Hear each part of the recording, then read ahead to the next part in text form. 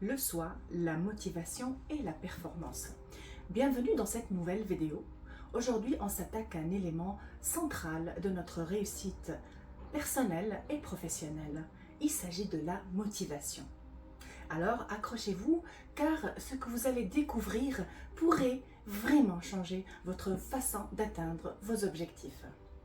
Après avoir exploré dans la dernière vidéo l'autogestion des émotions, nous allons cette fois plonger au cœur de ce qui nous pousse à agir, à persévérer ou à abandonner. Cette vidéo est divisée en deux grandes parties.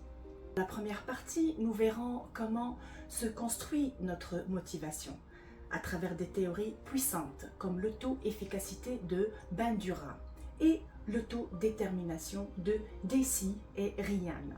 La deuxième partie nous montrera comment la motivation se transforme en performance grâce à un mécanisme clé, l'autorégulation, c'est-à-dire notre capacité à ajuster nos comportements pour progresser vers nos objectifs. Le lien entre les deux, la motivation c'est le moteur et l'autorégulation c'est le GPS.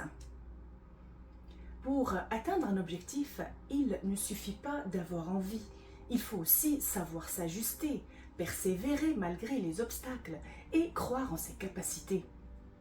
Comprendre ces mécanismes vous permettra d'augmenter votre motivation, de mieux gérer vos échecs et surtout de vous rapprocher de la personne que vous avez envie de devenir.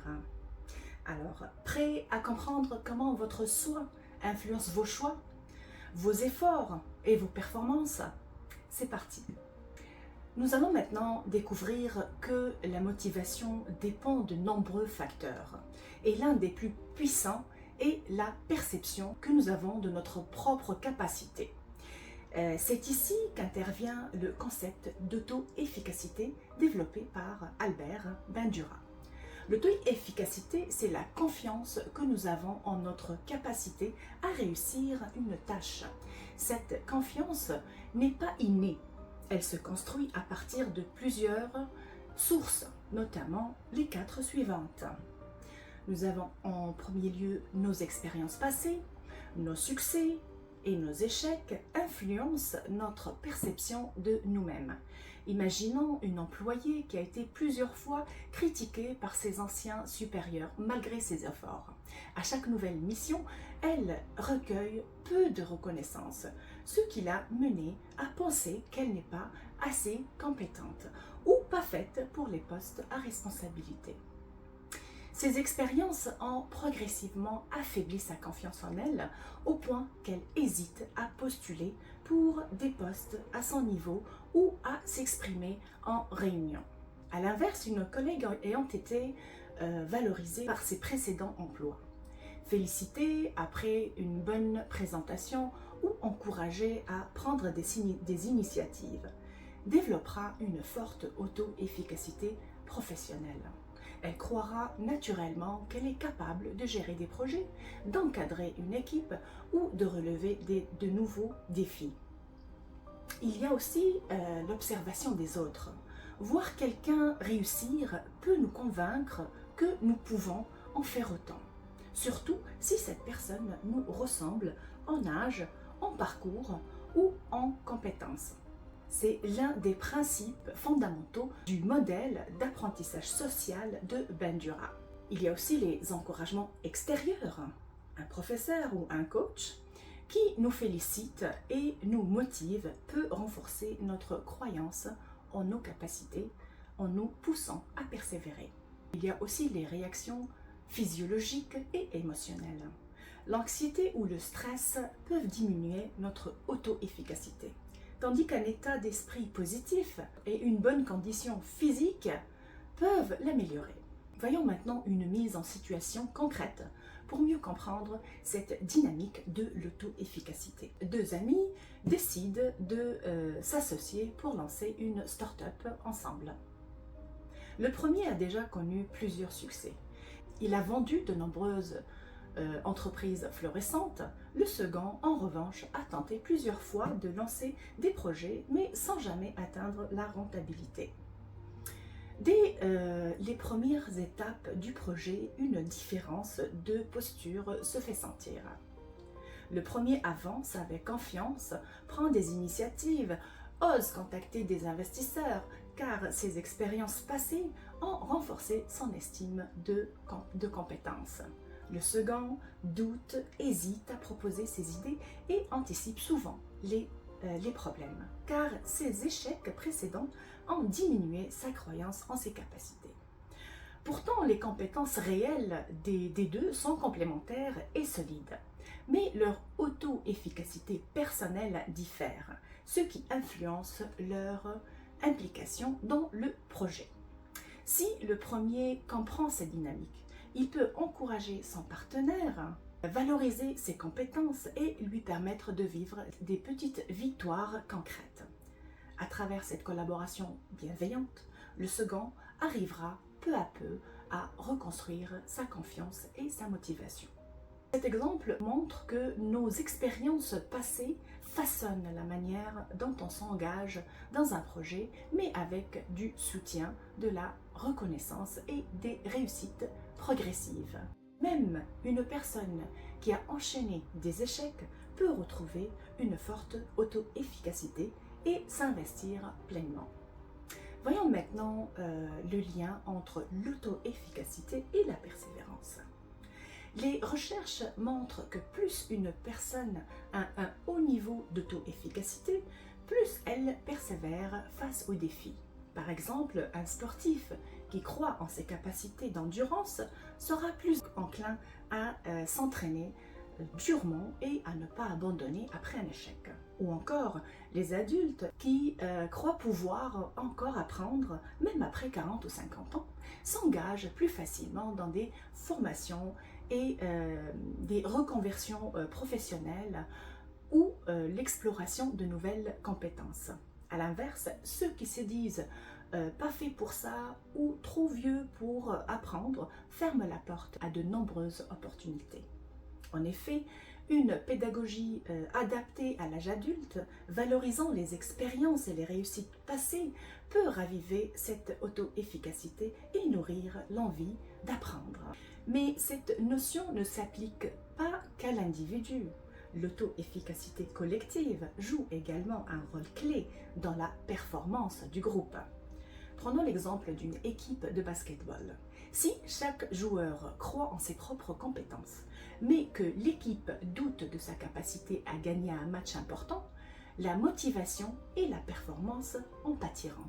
À l'inverse, une équipe qui développe un fort sentiment d'auto-efficacité collective, en s'appuyant sur des stratégies et une dynamique de groupe positive, aura plus de chances de performer à un haut niveau. L'auto-efficacité collective est aussi un moteur d'engagement citoyen. C'est la croyance partagée par un groupe qu'il peut atteindre un objectif commun. Et cela s'applique aussi sur la société civile. Lorsque un collectif de citoyens croit qu'il peut faire bouger les choses par le vote, les pétitions, les actions communautaires ou les manifestations, sa motivation s'intensifie et ses actes deviennent plus coordonnés et plus efficaces. À l'inverse, même si chaque individu est convaincu de ses idées, si le groupe dans son ensemble doute de son influence sur le système politique ou social, l'énergie se disperse et l'engagement décline. On entend alors « ça ne sert à rien, ils ne nous écouteront jamais, on est trop petit pour changer quoi que ce soit ». Mais lorsque un groupe développe une forte auto-efficacité collective, par exemple grâce à des leaders inspirants, des victoires même symboliques ou une solidarité forte, il devient capable de créer un vrai mouvement de transformation sociale, comme on l'a vu dans les mobilisations pour le climat, les droits civiques ou la justice sociale. En résumé, l'auto-efficacité est un puissant moteur de motivation. Croire en ses capacités ou en celles de son groupe influence directement la persévérance, la performance et même notre bien-être psychologique et physique. Que ce soit dans l'apprentissage, le sport, la santé ou l'engagement civique, renforcer l'auto-efficacité permet de dépasser ses limites et d'atteindre ses objectifs. Pensons maintenant à un autre aspect essentiel de la motivation, le besoin d'autodétermination. Comment notre envie d'autonomie et de compétence influence-t-elle nos choix et notre engagement? C'est ce que nous allons voir dans la prochaine partie. Nous venons de voir comment notre perception de nos propres capacités influence notre motivation. Mais un autre élément fondamental entre en jeu. Notre besoin d'autonomie, se sentir libre de choisir ses actions et ses objectifs est essentiel pour une motivation durable et sincère.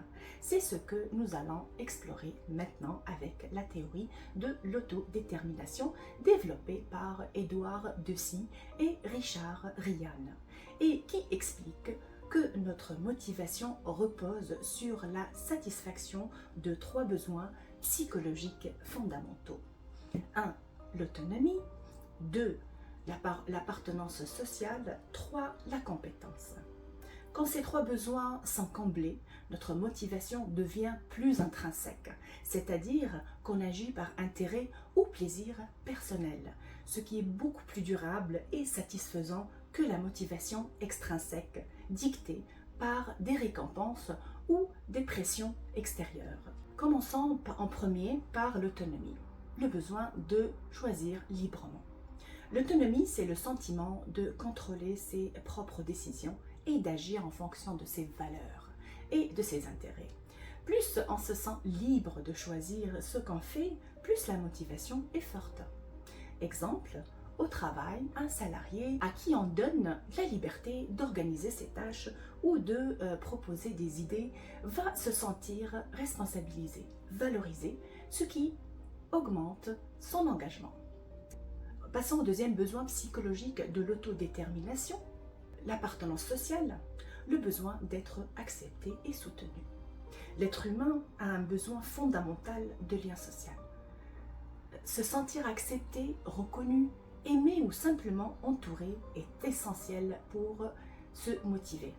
Lorsque ce besoin est nourri, on se sent plus confiant, plus soutenu et donc plus motivé à s'impliquer. Exemple dans la sphère familiale. Une adolescente qui sent que sa famille l'écoute, la respecte et valorise ce qu'elle est, aura davantage confiance en elle et sera plus motivée à développer ses passions ou à persévérer dans ses projets personnels. Le simple fait de se sentir soutenue à la maison, qu'on l'encourage dans ses choix, qu'on la félicite pour ses efforts, nourrit son sentiment d'appartenance, ce qui renforce sa motivation et son engagement. À l'inverse, si elle se sent ignorée, constamment critiquée ou comparée à d'autres, elle risque de se refermer, de perdre confiance en elle et de se désengager de ce qui la faisait vibrer. Autre exemple, dans une entreprise, un employé qui entretient une bonne relation avec ses collègues et son supérieur aura tendance à être plus motivé, à bien faire son travail, à collaborer et à rester dans l'entreprise à long terme. Quand on se sent exclu ou ignoré, au contraire, la motivation peut chuter car on perd le sentiment de faire partie d'un groupe ou d'un projet. Voyons maintenant le besoin de la compétence dans l'autodétermination, le besoin de se sentir capable et efficace. Le besoin de compétence reflète le désir de maîtriser ses tâches, de progresser et de relever des défis. Lorsqu'on perçoit qu'on réussit, même un peu, on a envie de continuer. La réussite nourrit la confiance en soi, qui elle-même renforce la motivation. Un enfant qui apprend à nager, au début, il peut avoir peur, mais dès qu'il parvient à faire quelques mouvements tout seul, il se sent fier. Cette petite réussite lui donne envie de recommencer et de progresser. Un autre exemple, un adulte qui apprend une nouvelle compétence, comme la cuisine, une langue étrangère ou un logiciel informatique, et qui voit ses efforts porter fruit, va se sentir compétent. Ce sentiment positif renforce son envie d'apprendre encore et encore. En revanche, si une personne se sent en échec constant, non reconnue ou incapable elle peut perdre toute motivation, même si la tâche est intéressante. Cette théorie est pertinente dans tous les domaines de la vie, que ce soit l'éducation, le sport, la santé, les relations sociales ou même la vie professionnelle. Elle met en lumière un principe simple mais puissant. Lorsque nous agissons par véritable intérêt, en nous sentant libres de nos choix, soutenus par notre entourage et capables de réussir, nous sommes plus motivés, plus résilients et plus épanouis.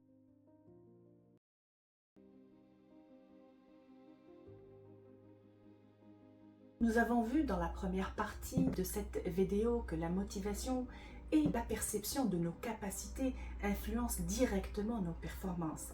Mais comment le soi intervient-il dans l'ajustement de nos comportements, dans la gestion de nos efforts et dans la maîtrise de nos compétences au fil du temps? C'est ce que nous allons voir dans la deuxième partie. Avoir de la motivation, c'est comme avoir du carburant dans le moteur. Mais pour atteindre un objectif, il faut aussi un GPS interne, une capacité à nous repérer, à corriger notre trajectoire, à persévérer même quand la route devient sinueuse. Ce GPS, c'est l'autorégulation.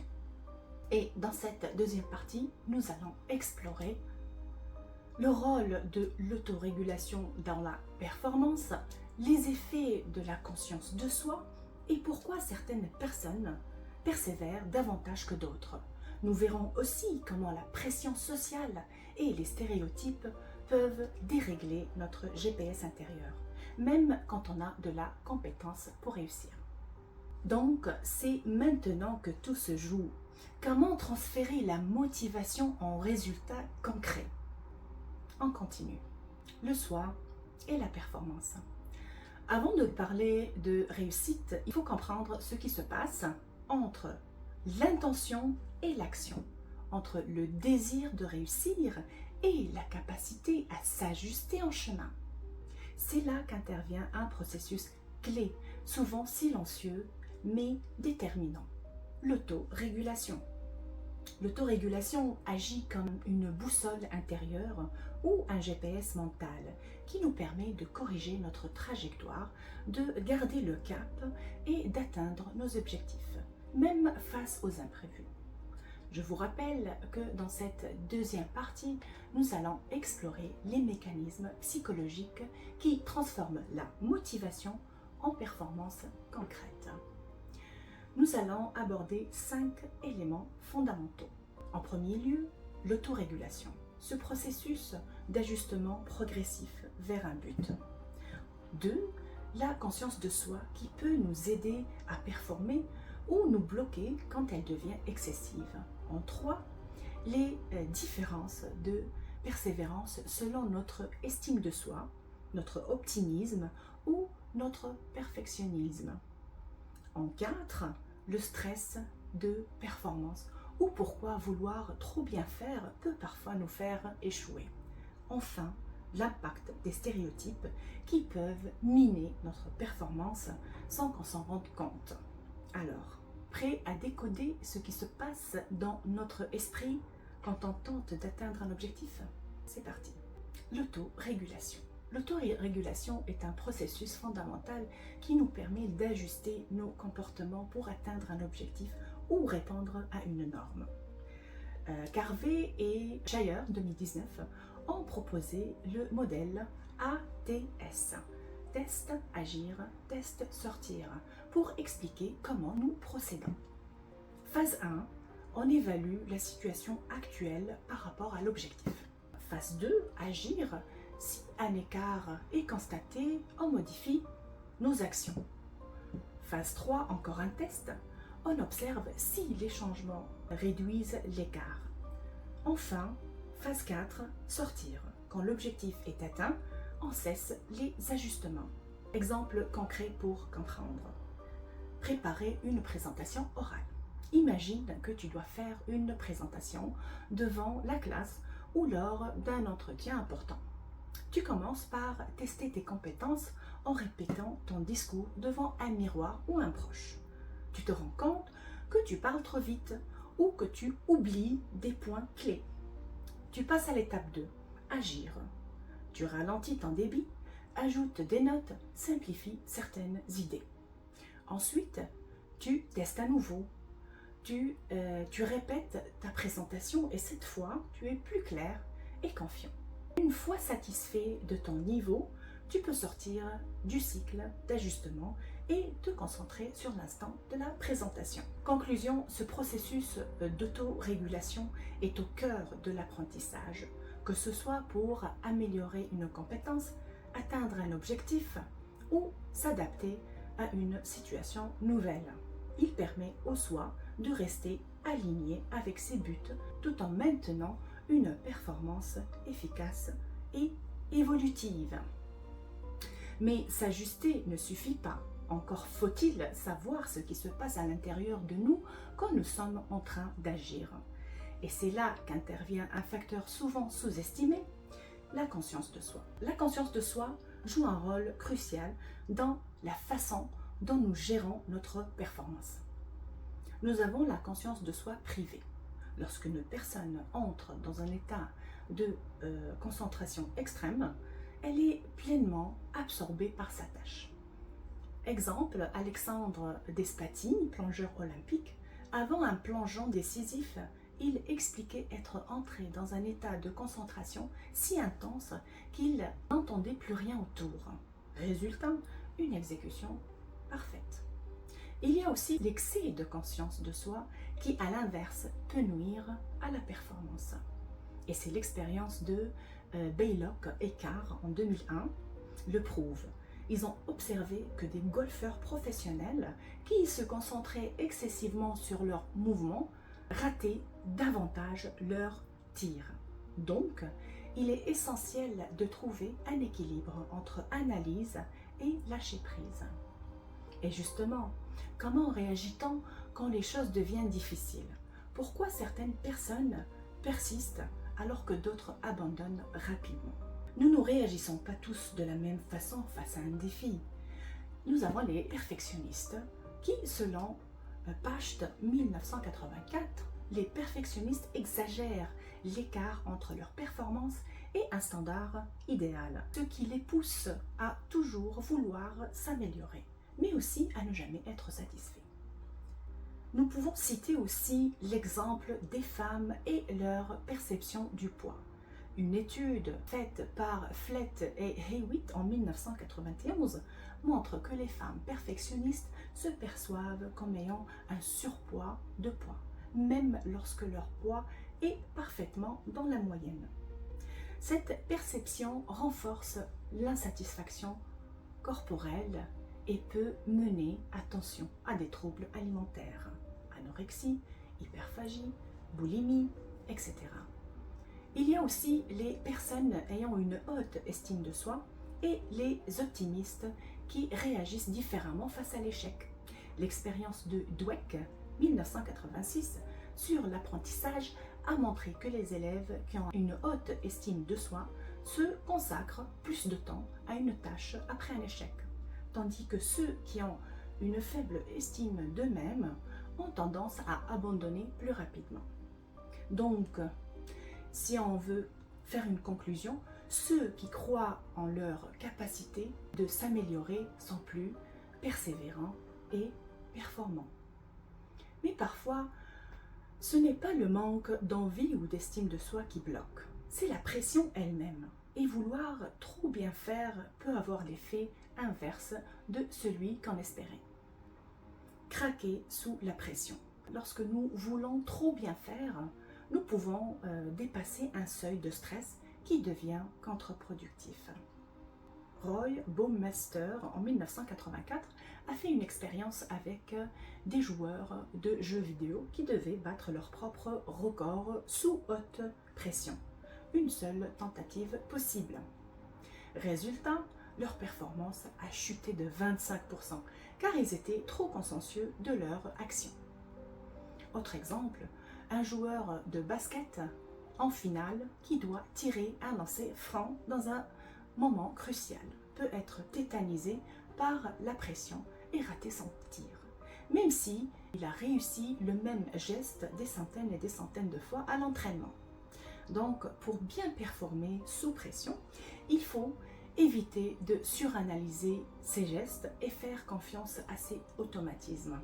Et si au lieu de la pression, c'était un simple mot, une phrase ou un rappel identitaire qui suffisait à faire chuter nos performances? C'est ce qui se passe avec les stéréotypes sociaux. Saviez-vous que le simple fait de rappeler un stéréotype peut suffire à faire chuter la performance d'une personne, même si elle est compétente? C'est ce qu'on appelle la menace du stéréotype. L'expérience de Steele et Aronson en 1995 sur les stéréotypes raciaux a montré que quand les étudiants afro-américains et blancs passent un test de logique et que ce test est présenté comme un simple exercice de raisonnement, les résultats sont similaires. Mais quand on leur dit que c'est un test mesurant l'intelligence, les résultats des étudiants afro-américains baissaient significativement. Parce que le stéréotype négatif sur leur capacité intellectuelle est activé. Voyons maintenant l'impact des stéréotypes du genre avec l'expérience de Spencer et Steele en 1997. Un test de mathématiques est donné à des femmes et à des hommes. Quand aucun stéréotype n'est mentionné, les performances sont équivalentes. Mais lorsqu'on rappelle que les femmes sont généralement moins bonnes en maths, les femmes obtiennent des résultats nettement plus faibles. Exemple de phrase subtile que pourrait dire l'expérienceur pour activer ce stéréotype. Ce test est utilisé depuis longtemps pour comprendre pourquoi les hommes ont tendance à mieux réussir en mathématiques. Ce genre de message, même s'il paraît neutre, suffit à activer l'anxiété liée au jugement, ce qui diminue la concentration, l'assurance et donc la performance. Heureusement, il est aujourd'hui largement admis que l'intelligence n'a rien à voir avec la couleur de la peau, le genre, l'origine culturelle ou la religion. Les capacités cognitives sont universelles et partagées entre tous les êtres humains, qu'on soit blanc, noir, arabe, asiatique, hindou, femme ou homme. Ce qui fait la différence, ce n'est pas le potentiel intellectuel, mais la perception qu'on a de soi et surtout les messages que l'on reçoit de notre environnement. Malheureusement, malgré cette reconnaissance, les stéréotypes continuent d'agir en silence. Souvent intériorisés dès l'enfance, ils peuvent affaiblir la confiance de certains groupes et renforcer artificiellement celle d'autres. C'est ainsi que des personnes brillantes peuvent échouer, non pas parce qu'elles sont incapables, mais parce qu'on leur a fait croire qu'elles l'étaient. Il est donc essentiel de rester vigilant face à ces mécanismes pour ne pas en devenir la victime, même inconsciemment. Plus on en prend conscience, plus on peut les neutraliser, s'en détacher et déployer pleinement son potentiel. Faisons à présent un récapitulatif pour cette deuxième partie riche en contenu. Nous avons vu que la performance dépend de facteurs psychologiques et sociaux. L'autorégulation nous aide à ajuster nos actions pour atteindre un objectif.